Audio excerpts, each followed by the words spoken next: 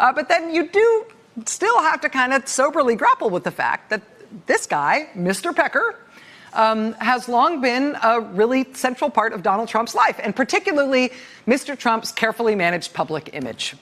During the presidential campaign, it became desperately unsubtle. It became impossible not to notice. You could not buy a quart of milk without being confronted with the unsubtlety of this relationship. Because David Pecker's media empire includes the National Enquirer. And you can watch the progression of Donald Trump's quest for the presidency and over the course of the covers of the National Enquirer. I mean, when it came to the end of the Republican presidential primary, where the last man standing against him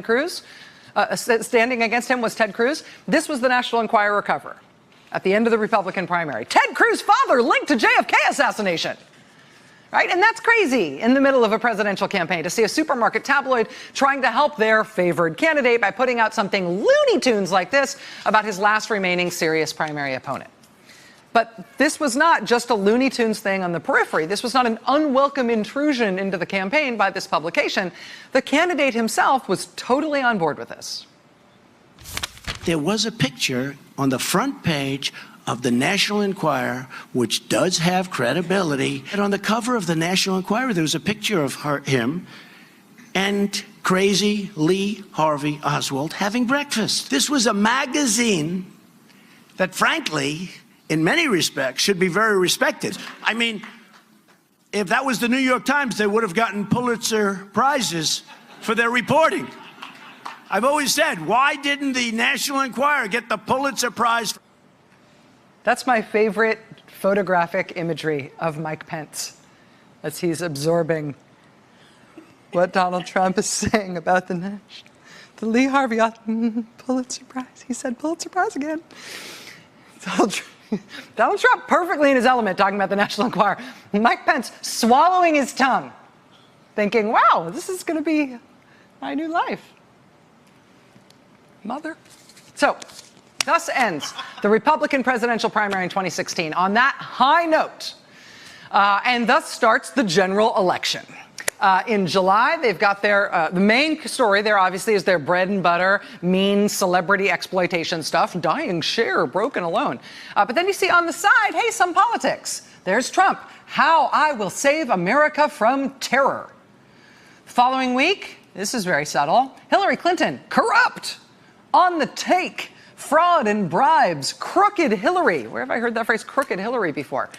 2 weeks later, Hillary failed secret FBI lie detector, new email scandal, bombshell, damning report inside the shocking bribe. Here's August 15th, 2016. Donald Trump's revenge on Hillary and her puppets. Who are her puppets? Barack Obama is apparently one of her puppets. That's interesting. Mob connections, shady billion-dollar deals, gay double life. It's a little weird how they put the mob connections bullet point right under Donald Trump on this cover, but I'm quite sure from the context they mean to imply that the mob stuff and the gay stuff and the shady billion-dollar deals, those are all things you're supposed to attribute to Hillary Clinton. Here's the following week. Again, very subtle. Clinton's secret health crisis, mental breakdown, eating herself to death, and Bill Clinton has Alzheimer's and Parkinson's. By mid-September, the National Enquirer reports that it has obtained Hillary Clinton's full medical file. They also found that nice picture of her to accompany that headline. In her medical file, according to the National Enquirer, there is news of her violent rages, her liver damage from booze, 3 strokes, and also Alzheimer's. Then down at the bottom, not sure if this is directly derived from the medical file, but Jail Clinton Now. It's also there on the front page.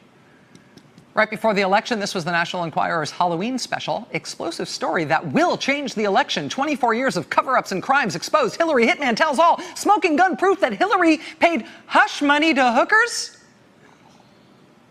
Wait, hush money? Who now? Who now did that? This was the following week. Part 2 of Clinton's hitman explosive tell-all. Hillary hooked on narcotics? Also, gay sex sting. Something involving Hillary being gay in a motel. Hillary blackmailed the FBI. Not blackmailed by the FBI, but she blackmailed the FBI. That's a number. Then there was their election special. This was their masterpiece. This was on the newsstands in basically every grocery store in America when Americans went to the polls for Election Day. They really boiled it down for the final push. Hillary, corrupt, racist, criminal. Look at the middle section on the bottom there. Hillary uses the N-word and hates black people. That's in every grocery store in America, right? And even if you don't buy it, that's the cover. And then Trump wins the election, and the Enquirer's cover takes a remarkably sunny turn. This was their first post-election cover. We told you so. Donald Trump, my first 100 days. My plan to ensure world peace. And then week after week, it was just more of the same. Illegals caught invading America, but president-elect's construction plans and blueprints inside, because Trump must build the wall. Even before he was sworn in, Trump was able to expose the Muslim spies in Obama's CIA. They were infesting Obama's CIA. Still, before he was even sworn in, Merry Christmas, Christmas Eve, the Enquirer was trumpeting that Bill Clinton is down to 117 pounds and dying. One of the Obama daughters has hit rock bottom. That's classy. And Trump has taken charge. Again, this is still during the transition, but he's taken charge. He's tearing up dangerous deals. He's arranged peace between Israel and its enemies. He slapped down arrogant China. And then this is how they started the new year, 2017. A glamour shot of America's new first family inside Trump's White House.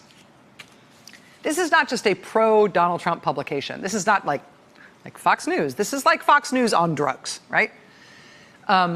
But David Pecker, who runs the National Enquirer, who runs the media entity that controls the National Enquirer, he has been on this train for a long time. In the late 1990s, David Pecker ran a magazine that was literally called Trump Style. Just a whole magazine about Trump and style and Trump stylishness.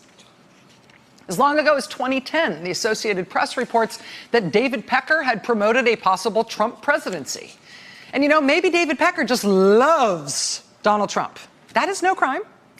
But if that's what it is a very deep and long-standing love. The Washington Post reports that during the 2016 campaign, Pecker allowed Donald Trump to personally direct and select stories like these ones, Hillary's 6 months to live and Hillary's full medical file, for the cover of the Enquirer. Trump got to pick those and dictate those. The Wall Street Journal, also in a remarkable series of reporting over months, pieced together the finances behind Pecker and his company buying up exclusive rights to damaging stories about Donald Trump's sex life, so those stories would be kept quiet before the campaign. Scandal turned up in that reporting has now turned into criminal consequences with guilty pleas from Trump lawyer Michael Cohen this week. Cohen pled guilty to making illegal payments to influence the campaign at the direction of Donald Trump and in conjunction with David Pecker and Pecker's company, American Media. The criminal information in Cohen's case also says that as early as the summer of 2015, Pecker coordinated with Cohen and with one or more members of the Donald Trump campaign to develop a system in which Pecker and the National Enquirer would assist the campaign in identifying and neutralizing negative stories about Trump. So there's all sorts of interesting questions as to whether or not American media, as an entity, might get in trouble now that they've been named as a participant in that criminal conspiracy, the company itself. There's lots of interesting questions about the Trump organization, the Trump business having been involved in that scheme, people on the Trump campaign having been involved in that scheme, the president himself directly described by Cohen under oath in court as directing and participating in that criminal scheme.